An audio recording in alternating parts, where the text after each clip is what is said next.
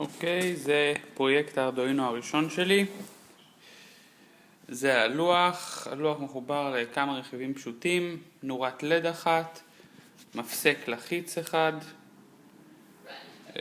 כזה שמסובבים אותו, שאני לא יודע איך קוראים לו, וסרבו שמסתובב בהתאם לזווית שאמרתי לו להסתובב.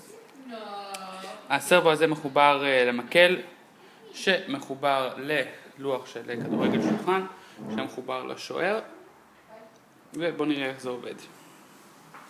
אז כשאני מסובב את הסרבו זה זז, בהתאם לזה גם השוער זז ימינה ושמאלה.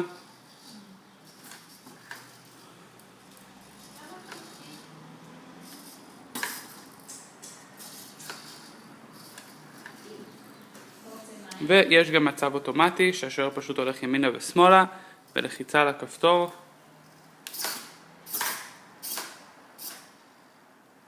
השוער פשוט זז ומגן על השער שלו באופן רנדומלי.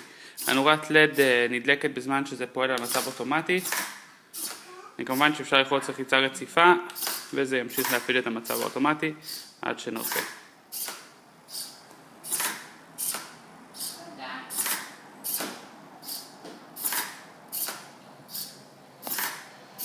וזהו.